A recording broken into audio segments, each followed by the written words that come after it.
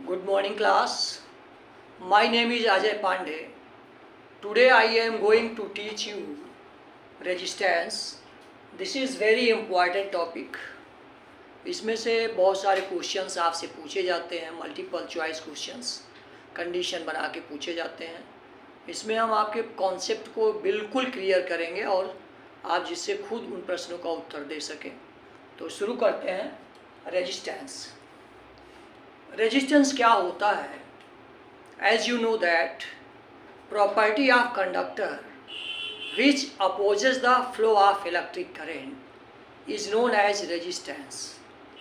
Conductor का वह गुण जो करंट के फ्लो का विरोध करता है उसको हम रेजिस्टेंस कहते हैं। रेजिस्टेंस ओम्स लॉ के according when physical conditions of a conductor remains unchanged, electric potential is directly proportional to electric current। यदि किसी भी कंडक्टर की फिजिकल कंडीशंस अनचेंज हों, फिजिकल कंडीशन का मतलब होता है फिजिकल कंडीशंस रिमेन्स अनचेंज। तो ये फिजिकल कंडीशंस का मतलब होता है प्रेशर, टेम्परेचर, प्रेशर और volume. If physical conditions of a conductor remains unchange then electric potential is directly proportional to the electric current.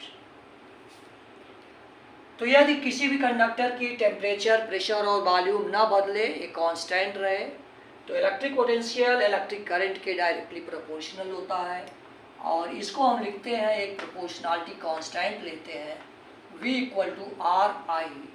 R is proportionality constant known as resistance.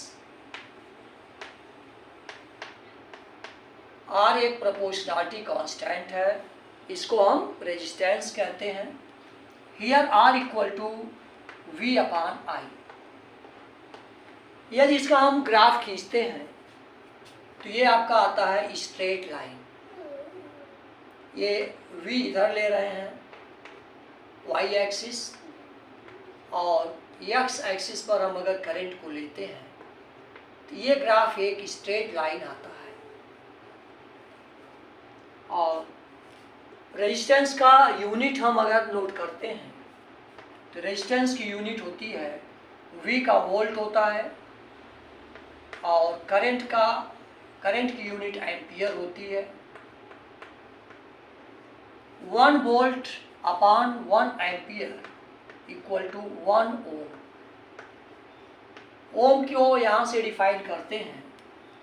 If 1 volt electric potential is applied at the ends of conductor and 1 ampere current flow through the any cross sectional area, then value of resistance equal to 1 ohm।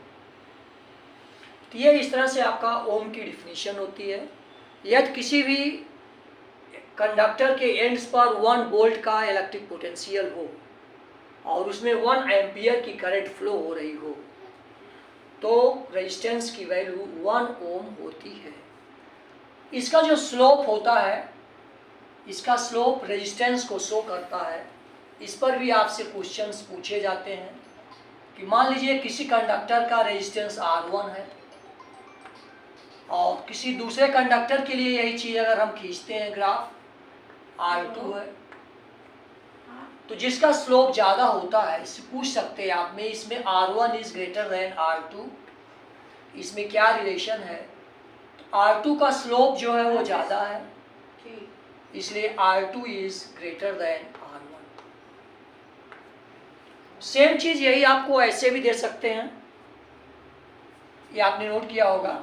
यही graph आपको इस तरीके से अगर दें, कई बार temperature के लिए पूछ लेते हैं कि अगर ये V और I का ग्राफ है और टेम्परेचर में किसी भी कंडक्टर का टेम्परेचर का ग्राफ खींचा गया है, तो ये मान लीजिए आपका T1 है और ये T2 है। तो as you know that temperature increases, resistance also increases, तो सेम रिलेशन यहाँ आता है। 1 नंबर के प्रश्न ऐसे भी आपसे पूछे जा सकते हैं, जिसका स्लोप ज़्यादा होगा वही आपका टेम्परेचर ज़्यादा होगा। इस तरह से ये कंडीशंस पे आपको क्वेश्चंस पूछे जाते हैं। और यही ग्राफ अगर आपका उल्टा कर देते हैं, एक्सिस अगर चेंज कर देते हैं, ऐसे कर देते हैं, एक्स और वाई एक्सिस और R2 और R1 अगर दिया गया है, R2 R1, अगर इस एक्सिस पर आपका I लिख देते हैं और इस एक्सिस पर V लिख देते हैं, तो ये रिलेशन चेंज हो जाता है। और ऐसी कंडीशन में आपका हो जाता है R1 is greater then R2, तब I/R हो जाता है, I/V हो जाता है, ये आपका रेसिप्रोकल हो जाता है। ऐसी कंडीशन में R1 is greater then R2। Similarly T1 और T2 के लिए भी आपका अगर एक ग्राफ चेंज करते हैं तो T1 ग्रेटर देन T2 ये हो जाता है। ऐसे क्वेश्चंस आपसे पूछे जाते हैं। नेक्स्ट, ओमिक कंडक्टर और नॉन ओमिक कंडक्टर क्या होते हैं, आपने इसे नोट कर लिया होगा और हम मिटा रहे हैं। ओमिक और non ohmic conductors. Ohmic conductor वह होता है, ओमिक कंडक्टर वह होता है जो ओम्स लॉ को फॉलो करता है। Ohmic conductor, the conductors which follow Ohm's law are called ohmic conductor. इसके एग्जाम्पल हैं ओमिक कंडक्टर का, pure metals for very small current. Metals में जब आप जो है, इसका example pure metals, metals for small current, pure metals for small current. अगर करंट ज़्यादा बढ़ती है तो टेम्परेचर बढ़ जाता है और ये ओम्स लॉ को फॉलो नहीं करता है। इसका ग्राफ इस तरीके से दिखाते हैं। आपका ये V है और ये I है, एक्स एक्सिस और वाई एक्सिस। तो ये आपका जो ओरिजिन से पास होने वाली एक स्ट्रेट लाइन होती है इस तरीके से। This is the ohmic conductor, graph of ohmic conductor. And for negative reason this is a straight line passing through origin. ये आपका ओमिक कंडक्टर। और जब करंट आपकी ज़्यादा पास होती है तो ओम्स लॉ को फॉलो नहीं करता है फॉर स्मॉल करेंट्स। इसके एग्जाम्पल है ओमिक कंडक्टर का एग्जाम्पल। इलेक्ट्रोलाइट्स भी इसके एग्जाम्पल हैं। इलेक्ट्रोलाइट्स, इलेक्ट्रोलाइट्स में आप जब ग्राफ खींचते हैं वह भी एक स्ट्रेट लाइन होता है। इलेक्ट्रोलाइट्स में कॉपर सल्फेट का एग्जाम्पल आप ले सकते हो, उसका भी ग्राफ एक straight line passing through origin. इस तरह से ओमिक कंडक्टर वह होते हैं जो ओम्स लॉ को फॉलो करते हैं। एग्जाम्पल है pure metals for small current. जब ज़्यादा करंट फ्लो करते हैं तो टेम्परेचर बढ़ जाता है और ओम्स लॉ को फॉलो नहीं करते हैं। और इलेक्ट्रोलाइट्स में भी ये आपका डायरेक्टली प्रोपोर्शनल होता है। एग्जाम्पल है कॉपर सल्फेट का। इसके बाद नॉन ओमिक कंडक्टर्स कौन कौन से होते हैं इसको देखते हैं। ये सारे क्वेश्चंस आपसे पूछे जाते हैं जो हम ग्राफ के माध्यम से आपको समझा रहे हैं। ये आपका है non ohmic conductors. Non ohmic conductors वह कंडक्टर्स जो ओम्स लॉ को सेटिस्फाई नहीं करते हैं, उनको हम नॉन ओमिक कंडक्टर्स कहते हैं। एग्जाम्पल के लिए तो सबसे पहले जैसे आपका जहाँ हीट प्रोड्यूस होती है वो ओम्स लॉ को फॉलो नहीं करते हैं। जैसे torch bulb, torch bulb, bulb में जब ग्लो करेगा तो हीट काफ़ी हो जाता है, इसलिए जो है ओम्स लॉ को फॉलो नहीं करता है। इसका ग्राफ इस तरीके से आता है।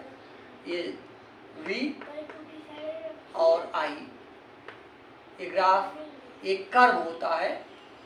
और ये है non ohmic conductor torch bulb. इसी तरह से एक होता है आपका जंक्शन डायोड। जंक्शन डायोड एक डिवाइस होती है, आप बाद में पढ़ेंगे सेमीकंडक्टर्स जब आपको पढ़ाया जाएगा। जंक्शन डायोड, इसमें दो क्रिस्टल होते हैं, ये आप बाद में पढ़ेंगे। दो क्रिस्टल होते हैं P टाइप और N टाइप, जुड़े होते हैं और इसका जब हम इलेक्ट्रिक पोटेंशियल का ग्राफ खींचते हैं ऐसे V और I, तो ग्राफ पहले ये इस तरीके से बढ़ता है और फिर जब नेगेटिव वोल्टेज रिवर्स बायस होता है, एक निश्चित पोटेंशियल के बाद ये ग्राफ घटने लगता है। करंट की वैल्यू जो है आपकी बढ़ने लगती है। एक निश्चित पोटेंशियल के बाद करंट की वैल्यू नेगेटिव डायरेक्शन में बढ़ती है।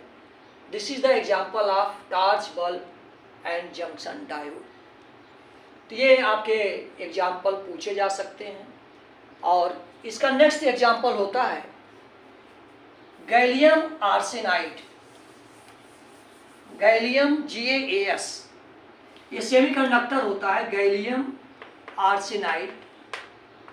इसका ग्राफ जब हम खींचते हैं तो ये ग्राफ इसका इस तरीके से आता है। शुरू में करंट के साथ साथ आपका इलेक्ट्रिक पोटेंशियल ये बढ़ता है ऐसे, और फिर धीरे धीरे जो करंट की वैल्यू आती है, इसको इस एक्सिस पर भी ले सकते हैं ऐसे, और करंट की वैल्यू फिर ये धीरे धीरे जो है नेगेटिव दिशा में घटने लगती है। ये इस तरीके से आता है। तो ये आपका होता है पॉजिटिव रीजन। यहाँ से दो रीजन में डिवाइड हो जाता है। दिस इज नेगेटिव रीजन, और ये होता है पॉजिटिव रीजन। इसमें आपसे ये पूछा जा सकता है कहाँ पर ओम्स लॉ सेटिस्फाई है।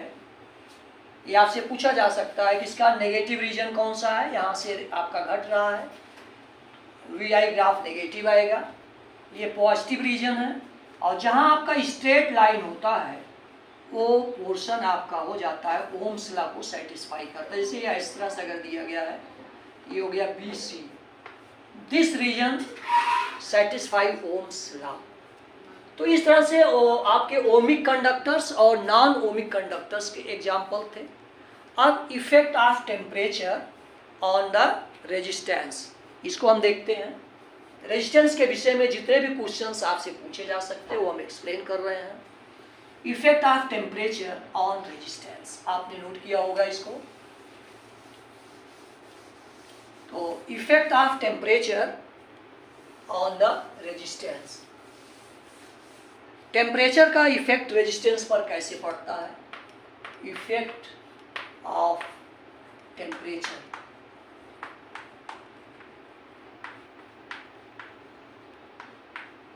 On the resistances. अगर टेम्परेचर बढ़ता है तो मेटल्स में, सबसे पहले मेटल्स में अगर टेम्परेचर बढ़ाएंगे तो रेजिस्टेंस का क्या प्रभाव पड़ता है। तो ये होता है आपका मेटल्स का ग्राफ, अभी आपने खींचा था। ये इस तरीके से शुरू में स्ट्रेट लाइन होता है, और फिर ये आपका टेम्परेचर बढ़ने के साथ साथ जो है आपका ग्राफ जो है ओम्स लॉ को सेटिस्फाई नहीं करता है। This is I and this is V। This is for metals. और सेमीकंडक्टर्स में जो होता है, सेमीकंडक्टर्स, ये आपसे क्वेश्चन पूछे जा सकते हैं कि टेम्परेचर अगर बढ़ता है तो मेटल्स का रेजिस्टेंस क्या होता है। रेजिस्टेंस बढ़ता जाता है, इसलिए ये बढ़ता गया है, और ज़्यादा हीट होने के बाद और तेज़ी से बढ़ता है। सेमीकंडक्टर्स में उसमें आयंस होते हैं, P टाइप और N टाइप होते हैं, पार्टिकल्स होते हैं, और जब इनको हीट करते हैं तो ये ज़्यादा मात्रा में रिलीज होते हैं, और इसलिए इनका जो कंडक्टिविटी बढ़ जाती है और रेजिस्टेंस कम हो जाता है। Very very important. ऐसा आपसे पूछा जा सकता है कि सेमीकंडक्टर्स में टेम्परेचर के साथ साथ रेजिस्टेंस या रेजिस्टिविटी पर क्या फ़र्क पड़ता है। तो जब टेम्परेचर बढ़ाते हैं तो P टाइप और N टाइप होल्स और इलेक्ट्रॉन्स की संख्या बढ़ जाती है, काफ़ी मात्रा में रिलीज होते हैं, तो इनकी कंडक्टिविटी बढ़ जाती है, और कंडक्टिविटी बढ़ने से इनका रेजिस्टेंस या रेजिस्टिविटी वो कम होने लगती है। तो इस तरह से इसका ग्राफ अगर हम खींचते हैं तो ये आपका ग्राफ ऐसे आता है, और ये धीरे धीरे ये आपका रेजिस्टेंस V/I ये आपका कम होने लगता है। करंट के साथ साथ आपका ये रेजिस्टेंस आपका कम होने लगता है। इसका ग्राफ इस तरीके से आता है। तो इफेक्ट ऑफ टेम्परेचर और रेजिस्टेंसेज, ये आपका क्वेश्चन। तो इसके बाद कौन कौन से फैक्टर्स हैं जो रेजिस्टेंस को अफेक्ट करते हैं। factors affecting resistance. Factors affecting resistance. Resistance पे जितने भी क्वेश्चंस बनते हैं उसको हम क्लेरिफाई कर रहे हैं। ये आपका बोर्ड में भी और अदर एग्जाम्स में भी इस तरह से क्वेश्चन रेजिस्टेंस पे पूछे जाते हैं। तो we know that R proportional to L. Simple सा, अगर किसी भी कंडक्टर की लेंथ बढ़ाते हैं तो रेजिस्टेंस बढ़ जाता है, और उसकी क्रॉस सेक्शनल एरिया को अगर हम बढ़ाते हैं तो रेजिस्टेंस कम हो जाता है। और ये हो जाता है, इन दोनों को कंबाइन करते हैं, R proportional to L upon A and R equal to rho L upon ए।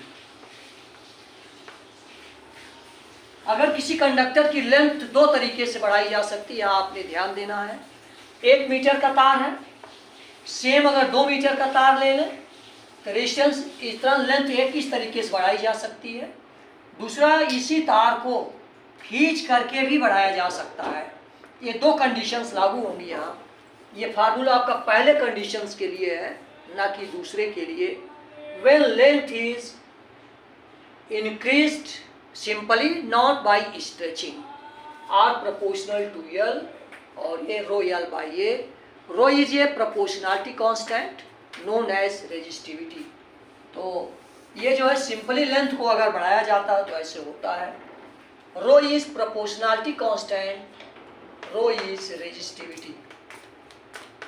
ये आप 10th क्लास में भी पढ़ चुके हैं। रो को रेजिस्टिविटी कहते हैं। अगर इसमें एल और ए को हम 1 ले लें, 1 मीटर, और ए को 1 मीटर स्क्वायर ले लें, तो आर इक्वल टू रो होता है। इस तरह से रेजिस्टिविटी की डिफिनीशन निकलती है। Resistivity of a conductor is equal to the resistance of a conductor of 1 metre length and 1 metre square cross sectional area. Resistivity conductor का रेजिस्टेंस के बराबर होता है जिसकी लंबाई 1 मीटर और cross sectional area 1 metre square हो। This is the definition of resistivity.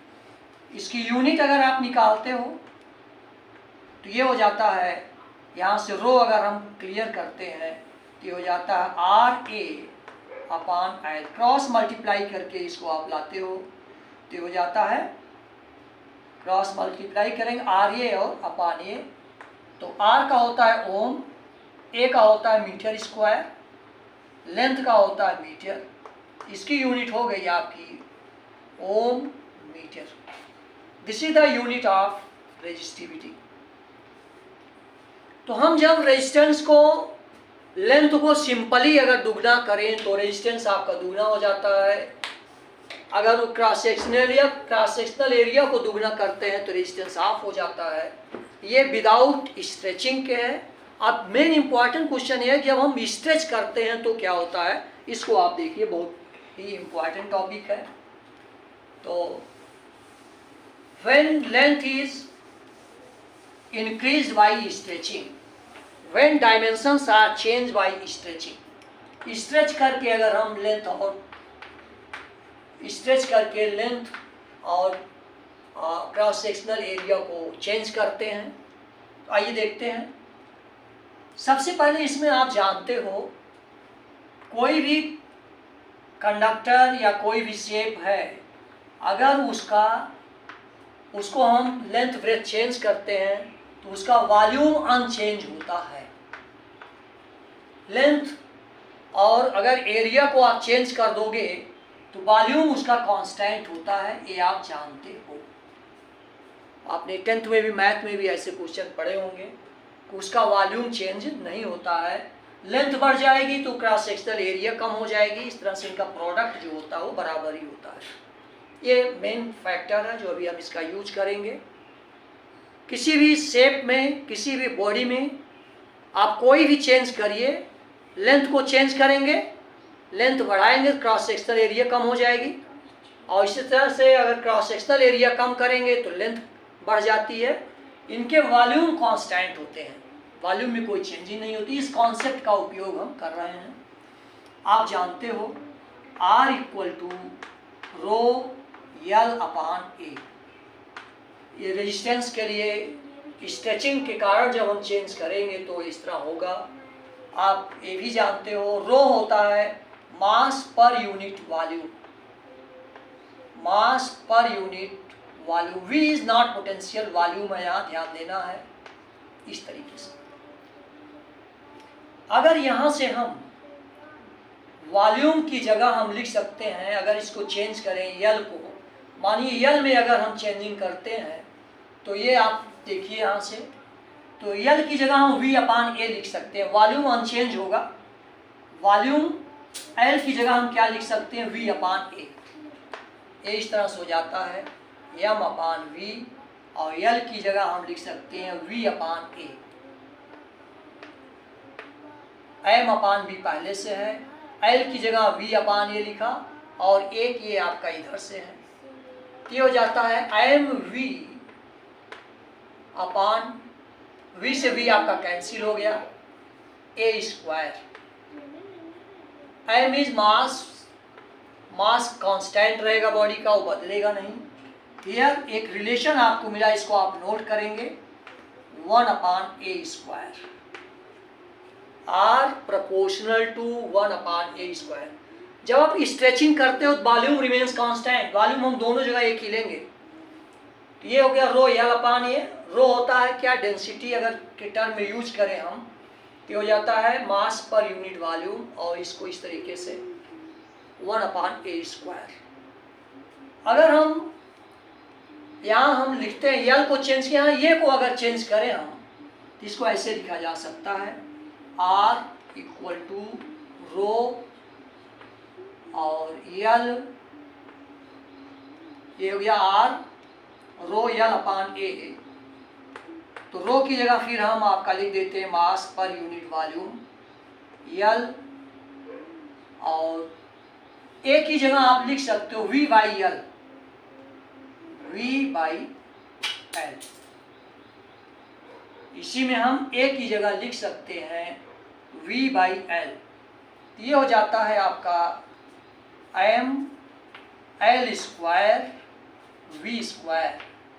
मास और वॉल्यूम आपका कांस्टेंट होगा, यहाँ से आपको एक रिलेशन मिलता है R proportional to L square. इन दोनों का यूज किया जाएगा, R proportional to A 1 upon A square, R proportional to L square. ये हो गया। अब आइए देखते हैं, अगर लेंथ में आप चेंजिंग करते हो, शुरू में आपका आर जो है R proportional to L square है। अगर इसमें चेंजिंग करते हैं आप आर प्रोपोर्शनल टू, इसको n टाइम्स अगर आप इंक्रीज कर दे रहे हो, ध्यान दीजिए क्वेश्चन दिया जाएगा कि तार को हमने कंडक्टर को दुगना उसकी लेंथ बढ़ा दिया है, 4 गुना बढ़ा दिया है, मानो n टाइम्स कोई भी नंबर हो, तो इसको हम लिख देंगे n यल स्क्वायर। इस रिलेशन का यूज किया जा रहा है। r जो होता है यल स्क्वायर के प्रोपोर्शनल होता है।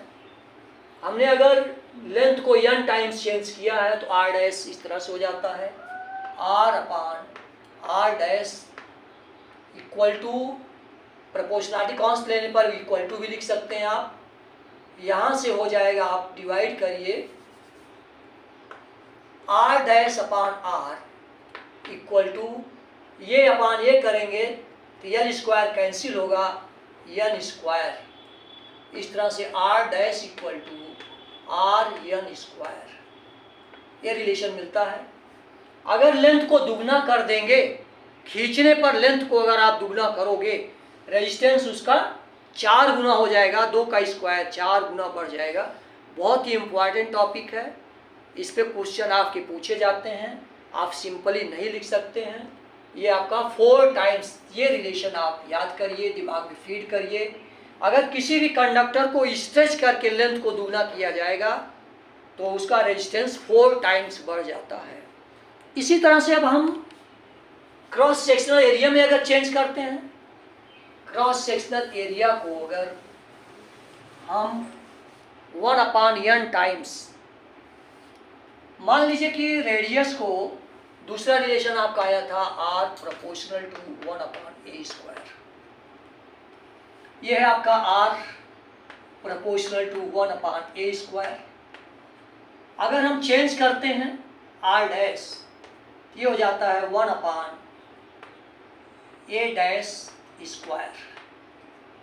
इससे इसको अगर डिवाइड करें r डैश अपान r, इससे इसको डिवाइड करें तो ये आपका हो जाता है a, ये आपका इसको नीचे कर रहे हैं, डिवाइड करेंगे a² upon a dash square, ये हो जाता है।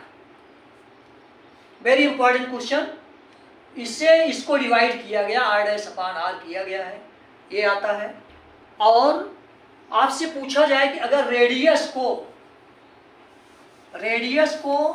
1/n टाइम, क्वेश्चन होगा रेडियस को 1/n टाइम्स डिक्रीज कर देते हैं, खींच के किया, अगर रेडियस आधा हो गई, 1/4 हो गई, इसके लिए आपका ये फार्मूला बनता है πr² अपान πr डैश स्क्वायर, इस तरीके से।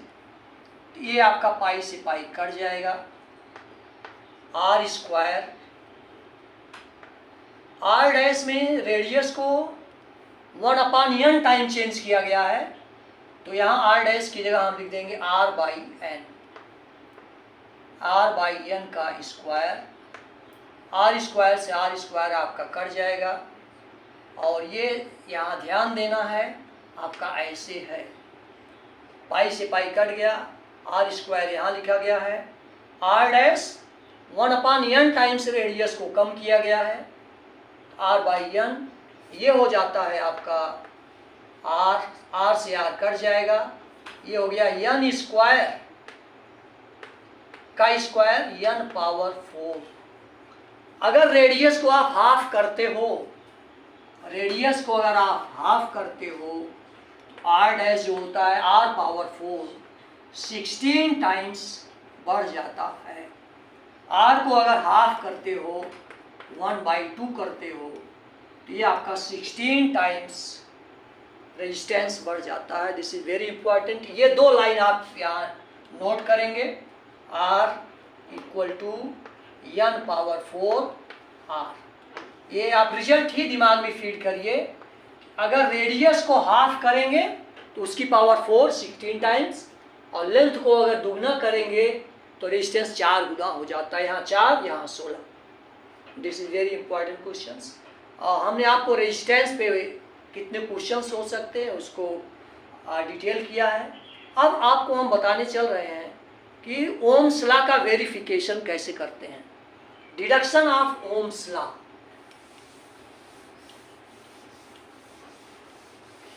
डिडक्शन ऑफ ओम्स लॉ,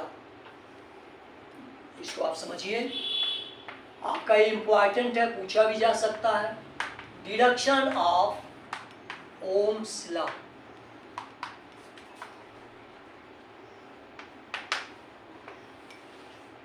तो इसको आप लिख सकते हैं, लैंग्वेज आपको पता है। Consider a conductor of length L and cross sectional area A, and electric potential is applied at the ends of conductor, a positive charge, इसकी क्रॉस सेक्शनल एरिया A और लेंथ L है। Consider a conductor of length L and cross sectional area A, when an electric potential is applied at the ends of conductor and electric field is established between the conductor, और A होता है E = V/N। ये language आपने लिख देनी है, और जिससे जितने भी हैं लगभग इसमें हर जगह आपको जो भी रिलेशन बताए गए ये आपको लिखना ही है। इलेक्ट्रिक फील्ड हो जाती है। अब इसमें आप देखिए, ओम्स लॉ का डिडक्शन करना है, रिलेशन आपको I और V का लिखना है, दिमाग में फीड करिए नहीं तो निकल जाता है दिमाग से। रिलेशन किसका? V/I का है, V आपका आ गया है। I का रिलेशन लिखते हैं, I = हम जानते हैं NEA/VD। We know that current I = NEA/VD। ये आपने लिखना है, we know that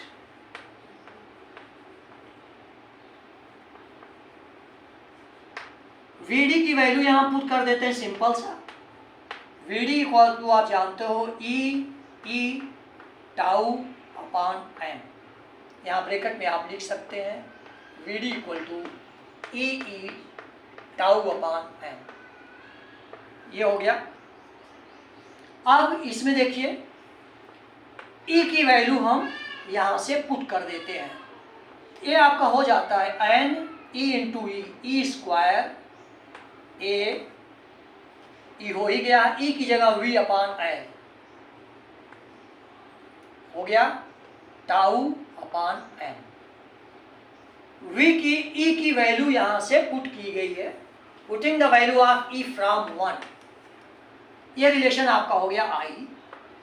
इसको आप लिख सकते हो implies that v upon i को हम इधर कर ले रहे हैं, v upon i cross multiply कर रहे हैं v अपान i, और इस तरफ ले जाते हैं, ये हो जाता है ml अपान ml, और ये चीज़ आपकी इस तरफ आ जाती है n e स्क्वायर a, ये आपका n e square a, v आपका करेक्ट हो गया था, और ये आपका टाउ भी बचा हुआ है यहाँ, tau n e square a tau ml upon n e square a t।